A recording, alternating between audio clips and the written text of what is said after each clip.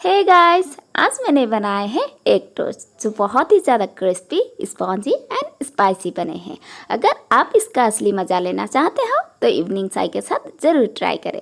चलिए इस रेसिपी को शुरू करते हैं। इसे कटा हुआ एक प्याज और 2 हरी मिर्च के साथ 2 अंडे को तोड़कर इस तरह से मिला लेंगे और उसमें मिलाएंगे 1 चौथाई छोटी चम्मच नमक और साथ में मिलाएंगे 1 चौथाई छोटी चम्मच लाल मिर्च पाउडर और उसके साथ मिलाएंगे 1 चौथाई छोटी चम्मच से भी कम हल्दी पाउडर और इससे भी थोड़ा मिलाएंगे धनिया पाउडर।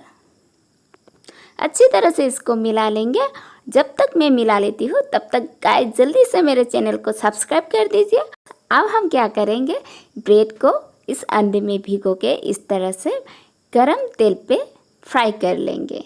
आपको प्याज और हरी मिर्च को अंडे में से निकल के इस तरह से ब्रेड के ऊपर रख देना है और 1 से 1.5 मिनट तक पका लेना है। उसके बाद आपको पलट देना है और पलटने के बाद आपको फिर से वही प्याज और हरी मिर्च को इस तरह से फैला देना है।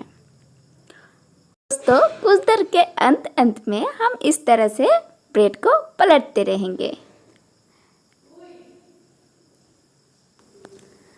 तो दोस्तों, हमारा जो पहला टोस्ट है वो बनके बिल्कुल तैयार है।